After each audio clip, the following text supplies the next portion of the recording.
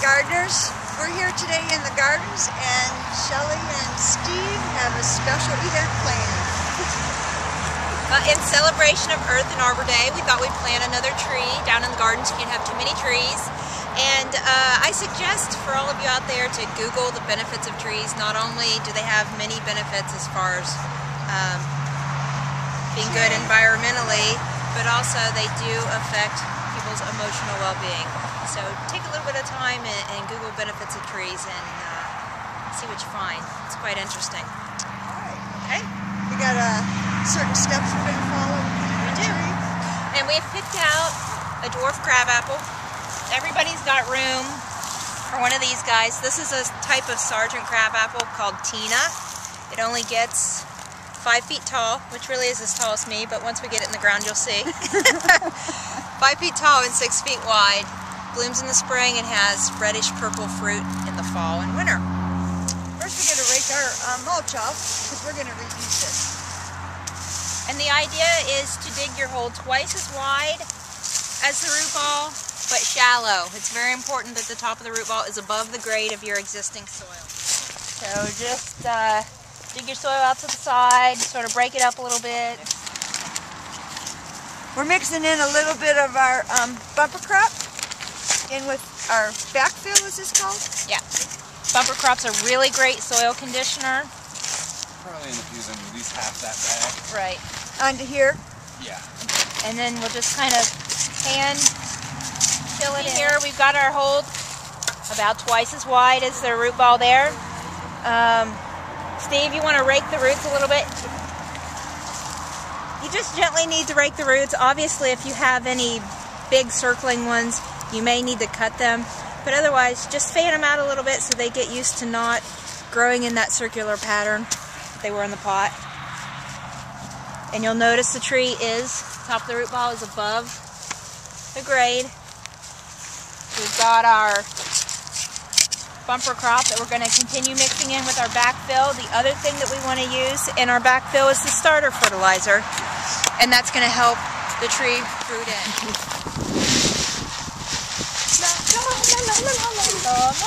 Okay, that's good. So then we're going to start backfilling our nice blended mix into the hole. Kind of tamp it down a little bit as you go.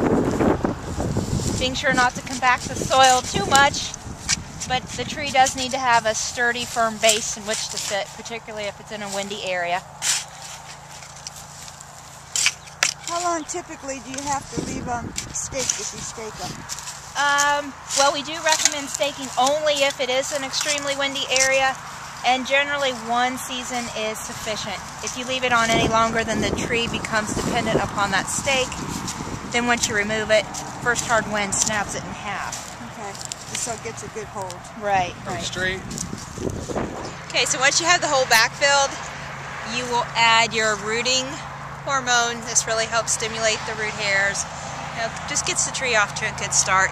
And you'll use it once a week, for the rest of the season. Steve's mixing up our rooting hormone. Jerry has a handy dandy tree guard. If you have a problem with deer in your area or rodents of any kind, or people who are overzealous with the string trimmer. Yes. This comes in quite handy.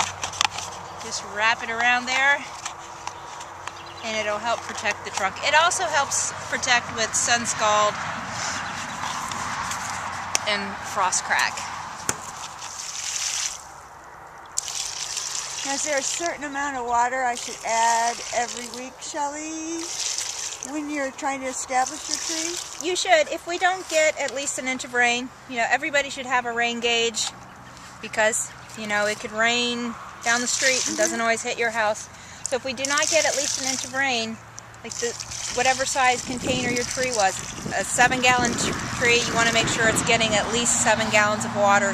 When you water it, you want to ensure that it's soaking in slowly and down below the root system so that tree will get rooted in. Right.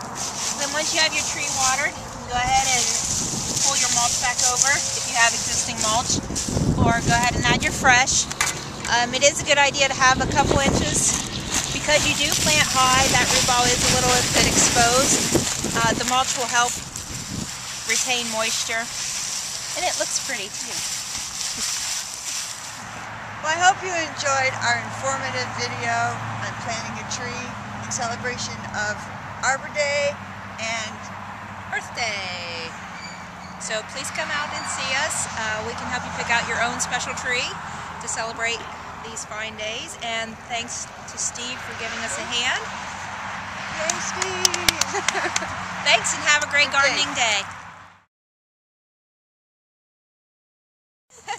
While Steve's mixing up the